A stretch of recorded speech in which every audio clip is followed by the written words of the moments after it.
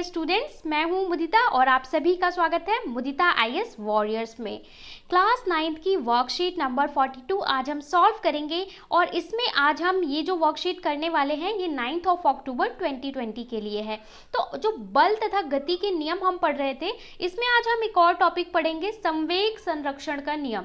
संवेग संरक्षण का नियम बहुत इंपॉर्टेंट है, थोड़ा सा कठिन है, पर अगर आप आसानी से समझेंगे, ध्यान पूर्वक समझेंगे तो आपको सब कुछ समझ में आ जाएगा। तो देखो ज्ञान कैसे पूछ रहे हैं। जिज्ञासा दीदी बंदूक से गोली छोड़ने पर वह पीछे की ओर प्रतिक्षेपित क्यों होती है। आपने देखा था कि जो लास्ट वर्कशीट हमने की थी उसमें एक प्रश्न भी हल किया था कि जब भी आप बंदूक चलाते हैं तो पीछे की ओर झटका क्यों महसूस करती है, वही ये जानना चाहते हैं। जिज्ञासा कैसे रिप्लाई कर रही हैं, ज्ञान हम संवेग संरक्षण के नियम से आसानी से समझ सकते हैं कि जो गति के तीसरे नियम पर आधारित है। जो प्रश्न आप पूछ रहे हो वो हम समझा सकते हैं किससे, गति के तीसरे नियम से, ठीक है। और जो क्या है, संवेग संरक्षण का एक नियम है जो हम पढ़ेंगे, उससे हम इस चीज को समझेंगे। हम इस नियम के अनुसार दो वस्तुओं के संवेग का योग टकराने के पहले और टकराने के बाद बराबर होता है, जबकि उन पर कोई असंतुलित बल कार्य ना कर रहा हो। इसका मतलब है एक वस्तु A है, ठीक है, आपकी एक वस्तु A है, एक वस्तु क्या है B। टकराने से पहले इसमें संवेग कितना था, सबसे पहले समझ लेते हैं संवेग क्या होता है। संवेग होता है P = mv, ये होता है हमारा संवेग। तो टकराने से पहले यानी ये दोनों वस्तुएं क्या हैं, स्थिर रखी हुई हैं। जब ये विराम अवस्था में रखी हुई हैं A और B, तो इन दोनों का जो संवेग होगा यानी PA + PB वो बराबर होगा जो इनका टकराने के बाद संवेग आएगा। जब ये टकरा जाएंगी आपस में तो इनका संवेग होगा PA + PB, वो क्या होगा, बराबर होगा। दोनों का सम पहले और बाद में बराबर होगा। इसका मतलब कि जो ऊर्जा जनरेट होगी वो किसी और रूप में बदल जाती है। तो यही कहता है संवेग का संरक्षण का नियम, ठीक है, जब तक उस पर कोई असंतुलित बल ना लगा हो। ये दोनों वस्तुओं का कुल संवेग टकराने की प्रक्रिया में अपरिवर्तनशील संरक्षित रहता है। यही है हमारा संवेग का संरक्षण का नियम। इसके बाद इसमें कहा गया है कि इसके अनुसार गोली तथा बंदूक का संवेग गोली छोड़ने से पहले विराम अवस्था में शून्य है। आप देखो अगर जो बंदूक चलाने से पहले क्या है, उसमें संवेग कितना है, 0 है, शून्य है, क्योंकि बंदूक रखी हुई है। गोली छोड़ने पर बंदूक गोली पर बल लगाकर उसे त्वरित करती है यानी कि जब आप गोली आगे की तरफ चलाओगे तो उसमें क्या होगा, गोली आगे की तरफ जाएगी तो उसमें पीछे की तरफ भी एक रिकॉइल होता है। उसी समय गोली भी बंदूक पर विपरीत दिशा में बल लगाकर उसे त्वरित करती है, यानी बंदूक पीछे की ओर भी बल लगाती है, जिसकी वजह से कुल संवेग शून्य हो जाता है कि भाई जितना आगे जा रहा है उतना ही पीछे बंदूक लगा रही है। इसलिए जो हमारा संवेग है यानी P = mv है, वो क्या हो जा रहा है, वो हो जा रहा है 0। इसके बाद बोला है संवेग संरक्षण के नियम के लिए समीकरण। जो हमने संवेग संरक्षण का अभी ऊपर परिभाषा पढ़ा उसको अब हम सिद्ध करेंगे और उसको समझेंगे कि आखिर जो ये परिभाषा दे रहा है, क्या अगर हम इसे गणित में लिखना चाहें तो क्या ये सही आता है या नहीं आता। तो उसके लिए आपको यहाँ पे दिखाया गया है, पहले आपको कुछ चीज़ें माननी पड़ेंगी। माना कि दो गेंद A और B जिनका द्रव्यमान MA और MB है। आपको पहले मानना पड़ेगा कि आपके पास दो बॉल हैं, ठीक है, क्रिकेट खेलने जाते हैं आप सभी के घर में बॉल होंगी, तो आपको मान लेना है आपके पास दो बॉल हैं। एक बॉल का नाम मैंने रख दिया A, एक का नाम रख दिया B। अब इसका जो द्रव्यमान होगा इसको मैं बोलूँगी MA। M क्या होता है, मास यानी द्रव्यमान, तो इसका MA होगा और इसका क्या होगा, MB होगा। तो वही लिखा कि इसका MA MB है। और सरल रेखीय दिशा में क्रमशः जब ये करेंगे तो इसके अंदर कुछ वेग भी होगा, जिस गति से ये चलेंगे तो इसका वेग क्या होगा, UA, और इसका वेग क्या होगा, UB। U क्या होता है, प्रारंभिक वेग होता है, इसलिए UA और UB हो जाएगा। और उन पर कोई असंतुलित बल कार्यरत नहीं है और इसके ऊपर बाहर से कोई भी बल नहीं लग रहा है। तो इतनी चीज़ें समझ गए। पहले हमने मान लिया दो बॉल हैं, दो गेंद हैं, जिसका नाम A है B है, दोनों का द्रव्यमान MA MB है, दोनों का जो भार और वेग है वो UA UB है। इसके बाद माना UA बड़ा है UB से, यानी जो हमारा A बॉल है इसका जो वेग है वो बड़ा है, तो हमने क्या माना कि UA is greater than UB है। तो टी समय में एक दूसरे से टकराती हैं। अब एक समय अंतराल में ये दोनों आपस में टकरा जाती हैं, ठीक है, टक्कर हो जाती है, और उस समय को हम क्या बोल रहे हैं, टी बोल रहे हैं कि टी टाइम में ये दोनों एक दूसरे से टकराती हैं, जिससे गेंद ए बी पर एक बल लगाती है जिसका नाम एफ ए बी होगा। अब जो ये ए बॉल है जब टकराएगी तो ये बी पे कुछ बल लगाएगी, उस बल को हम क्या बोल रहे हैं, एफ ए बी। एफ मतलब क्या होता है, फोर्स यानी कि बल, और एफ ए बी लिखा होगा तो ए बल लगा रहा है बी पे। इसी प्रकार जो बी है वो भी ए पे बल लगाएगा, तो हम बी ए लिखेंगे, एफ बी ए, यानी बी बल लगा रहा है किस पे, ए पे। जो पहले लिखा होगा वो बल लगा रहा होगा, और जो बाद में लिखा होगा उस पे बल लगाया जा रहा होगा। तो ये चीज भी हमने मान ली। और टकराने के बाद उनका वेग वी ए और वी बी हो जाता है। टकराने से पहले यू ए यू वी था, और टकराने के बाद V A and V B हो जाता है, यानी कि अंतिम वेग दोनों का कुछ और हो जाता है। गेंद ए का संवेग टकराने से पहले, टकराने के बाद, तो हमारा अगर हम इसको संवेग की बात करें तो संवेग का फॉर्मूला क्या होता है, P is equals to M V. तो अब हम पहले ए के लिए संवेग लिखेंगे, फिर बी के लिए। जब हम टकराने से पहले और टकराने के बाद ए का संवेग लिखेंगे तो वो होगा एम ए यू ए, और टकराने के बाद क्या होगा, एम ए और वी ए। इसी तरह अगर हम v का संवेग लिखेंगे, बी फॉर बॉल का संवेग लिखेंगे टकराने से पहले टकराने के बाद, तो क्या होगा, एम बी यू बी, क्योंकि u उसकी प्रारंभिक वेग था, और एम बी वी बी। ठीक है, जिस तरीके से यहाँ पे दिखाया हुआ है इस तरीके से हम लिखेंगे।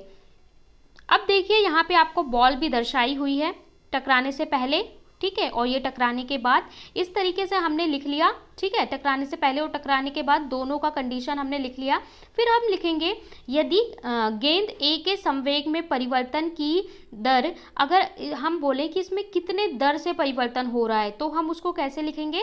तो हम इसमें देखिए, इसमें हम क्या करेंगे, एम को कॉमन ले लेंगे और करेंगे V A minus U A, यानी कि अंतिम वेग माइनस प्रारंभिक वेग। ठीक है, और अपॉन में टी, और टी से डिवाइड कर देंगे तो ये क्या हो जाएगी, दर हो जाएगी। इसी तरीके से हम बी के लिए भी लिखेंगे, तो बी में क्या होगा, M B common V B minus U B, यानी अंतिम वेग माइनस प्रारंभिक वेग अपॉन में टी। और गति के तीसरे नियम के अनुसार हम ये जानते हैं कि कोई भी वस्तु पे अगर हम कोई बल लगाते हैं तो वो वस्तु भी हम पे उतना ही बल लगाती है। ठीक है, तो उसको हम कैसे लिख सकते हैं, F A B equal to F minus of F A B. मतलब कि जो हमारा बल एफ ए बी यानी ए बी पे लगा रहा है वो बराबर होगा माइनस ऑफ एफ बी ए के।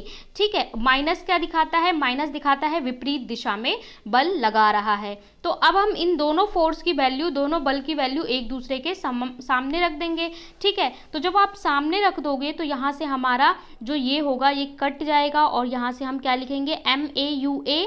ठीक है, M A U A plus M B U B equal to M A V A plus M B V B. ये हमारे पास इक्वेशन आ जाएगी, और यही हमारा क्या है, संवेग का संरक्षण का नियम कहता है। इससे हम पाते हैं कि टकराने से पहले गेंद ए और बी का कुल संवेग और टकराने के बाद कुल संवेग बदलता नहीं है, वह संरक्षित रहता है। तो हम यहाँ से ये पाएंगे कि चाहे टकराने से पहले और टकराने के बाद जो उसके अंदर संवेग होता है वो क्या रहता है, वो संरक्षित रहता है। बस थोड़ी देर के लिए वो बदल जाता है, लेकिन अंत में वो क्या होगा, बराबर ही आएगा। ये हमने मैथमेटिकल प्रूफ भी देख लिया है। इसको आप अच्छे से, इसका भी स्क्रीनशॉट ले सकते हैं जिससे आप इसे अच्छे से समझ पाएँ। अब आज आपको 5 प्रश्न दिए गए हैं। पहले प्रश्न में आपको संवेग का नियम लिखने को बोला है जो हमने पढ़ा है। दूसरे में आपसे पूछा है कि जो हवा से भरा गुब्बारा है अगर उसमें आप उसका मुंह खोल दें, ठीक है, तो आपका जो गुब्बारा है वो यहाँ वहाँ क्यों उड़ता हुआ नजर आता है। तीसरे में बोला है कि जब रॉकेट होता है, रॉकेट में आग लगाते हैं तो वो ऊपर की तरफ क्यों जाता है, और यहाँ पे 2 आपको फिलअप दिए हैं, ये फिल करने हैं। चलिए सॉल्यूशन देख लेते हैं फटाफट से। अगर आपको समझ में आता है तो आप कमेंट में लिखा करो मैम समझ में आया, नहीं समझ में आता तो वो भी मेंशन करो, जो टॉपिक नहीं समझ में आया वो भी बताओ। संवेग संरक्षण का नियम लिखिए। संवेग संरक्षण का नियम गति के तीसरे नियम पर आधारित है, जिसके अनुसार दो वस्तुओं के संवेग का योग टकराने से पहले और टकराने के बाद बराबर रहता है, जबकि उन पर कोई असंतुलित बल कार्य ना कर रहा हो। तो हमारा संवेग का नियम क्या कहता है कि किसी भी दो वस्तुओं पर टकराने से पहले और टकराने के बाद उनका संवेग का योग हमेशा क्या होगा, संरक्षित रहेगा और बराबर होगा। प्रश्न 2 में आपसे बोला है, हवा से भरे गुब्बारे की हवा निकलने पर वह तेजी से ऊपर की तरफ क्यों उठता है। जो आपने देखा होगा, बैलून तो सबने फुलाए होंगे, और जब बैलून की हवा निकलने लगती है, या फिर बर्थडे पे भी आप देखते हो जब तो एक दिन बाद जो बैलून्स होते हैं, ठीक है, तो जो बैलून को आपने यहाँ से टाई कर रखा होता है, धीरे धीरे उसकी जब हवा निकलने लगती है तो हमारा बैलून जो है वो ऊपर की तरफ क्यों जाता है या फिर यहाँ वहाँ क्यों जाता है। तो उसका उत्तर ये है, यदि संपीड़ित हवा से भरा एक गुब्बारा उसके मुंह बिना तना हुआ, यानी उसके मुंह से अगर आपने जो धागा है वो हटा दिया है तो उसके मुंह को नीचे की दिशा में छोड़ा जाता है, तो क्या होता है कि अब वो फोर्स करता है कि जो गुब्बारा है वो नीचे की तरफ जाए, लेकिन गुब्बारा ऊपर की दिशा में चलता है, लेकिन हमारा जो गुब्बारा है वो ऊपर जाता है, क्योंकि गुब्बारे में मौजूद हवा नीचे की दिशा में निकलती है। जो गुब्बारे की हवा निकलेगी वो तो नीचे की तरफ जा रही है, तो उसके मतलब नीचे जाना चाहिए, लेकिन हमारा गुब्बारा ऊपर जाता है। नीचे की ओर बराबर और विपरीत प्रतिक्रिया हवा के गुब्बारे को ऊपर की ओर ढकेलती है। देखो, जो गुब्बारे का हवा है वो नीचे की तरफ जाएगा, जिसकी वजह से गुब्बारा नीचे जाएगा, लेकिन उतना ही विपरीत बल लगेगा जिसकी वजह से गुब्बारा को वो ऊपर ढकेलेगा, तो बार बार गुब्बारा ऊपर जाएगा, फिर नीचे, फिर ऊपर, तो इसकी वजह से वो कई बार आपको यहाँ वहाँ जाते हुए नजर आता है। ये भी हमारा गति के तीसरे नियम पर आधारित है। तो आपको यह प्रश्न 1 और 2 समझ में आ गया होगा। स्क्रीनशॉट ले सकते हैं और हमारा टेलीग्राम ज्वाइन करके वहां से भी कर सकते हैं। रॉकेट में आग लगाने पर तेजी से ऊपर की तरफ क्यों उठता है। जब कोई वस्तु जैसे कि रॉकेट आराम पर होती है, यानी हमारा जो रॉकेट है जब तक वो विराम अवस्था में होता है तो क्या होता है, तो उस पर मौजूद बल संतुलित होता है। जो आपका रॉकेट है, आपने देखा होगा रॉकेट लॉन्च होते हुए जब वो रखा रहता है तो वो कैसा होता है, संतुलित होता है। और किसी भी चीज को गति करवाने के लिए पहले उस पर असंतुलित बल लगाना पड़ेगा, तो उसके लिए हम क्या करते हैं, ये बलों को असंतुलित करने और ऑब्जेक्ट को स्थानांतरित करने के लिए एक अतिरिक्त बल लेता है। जैसे कि इंजनों को प्रज्वलित किया जाता है, यानी इंजन में इग्निशन किया जाता है, प्रज्वलित किया जाता है, और उसकी वजह से रॉकेट में जोर बलों को असंतुलित करता है। ठीक है, तो वो रॉकेट को असंतुलित करेगा और रॉकेट ऊपर की ओर यात्रा करना प्रारंभ कर देगा। ठीक है, तो ये आपका आंसर नंबर 3 हो गया है। यहाँ पे आप जो कर लेना। इसके बाद प्रश्न 4 में बोला गया है, दिए गए संवेग संरक्षण के समीकरण को पूर्ण कीजिए। यहाँ पे आपको एक समीकरण दे रखा है, इक्वेशन दे रखी है, इसे आपको फिल करना है। Dash plus MBUB plus MAVA और यहाँ पे फिर से डैश है, तो इसमें आपको क्या फिल करना है, पहले वाले डैश में आएगा MBVB plus MBUB equal to MAVA plus MAUA, तो आपका ये आएगा पहले डैश में और दूसरे डैश में आपका ये आएगा। ठीक है, यानी कि जो हमारा जो ये दोनों बॉल का जो ये कांस्टेंट कितना होगा संरक्षण संवेग के नियम के अनुसार हम लिखेंगे, तो इस तरीके से ये आपका आंसर हो गया, आंसर नंबर 4। चलते हैं नेक्स्ट पे। नेक्स्ट प्रश्न में आपको बोला है, दो गेंदों के टकराने पर गेंद A के द्वारा गेंद B पर लगाया गया जो बल होगा उसे हम FAB कहते हैं। ठीक है, यानी A B पे लगा रहा है तथा गेंद B द्वारा गेंद A पर लगाया गया बल डैश, ठीक है, यहाँ पे डैश होगा, एक दूसरे के डैश और डैश होंगे, तो पहले डैश में क्या आएगा, FBA होगा, यानी कि B A पे लगाएगा और दो जो बल होगा वो कैसा होगा, हमेशा बराबर किंतु विपरीत होंगे। तो ये आपके 3 डैश में यही फिल करना है, पहले में FBA, दूसरे में बराबर, तीसरे में विपरीत। तो आप इस तरीके से आंसर लिखेंगे। ये आपका आंसर नंबर 5 हो गया। यहाँ पे हमने वर्कशीट नंबर 42 सॉल्व कर ली है। इस हफ्ते की आखिरी साइंस की वर्कशीट है। आई होप आपको समझ में आ गया होगा, और अगर समझ में नहीं आता, कोई भी डाउट होता है तो आप कमेंट सेक्शन में पूछ सकते हैं, और चैनल को सब्सक्राइब कर लें जिससे आपको सारी वीडियोस पहले ऑन टाइम मिलती रहे, एक दिन पहले ही। और अगर आपको पर्टिकुलर किसी टॉपिक को अच्छे से समझना है तो उसकी रिक्वेस्ट भी कमेंट सेक्शन में कर सकते हैं। Thank you so much for watching.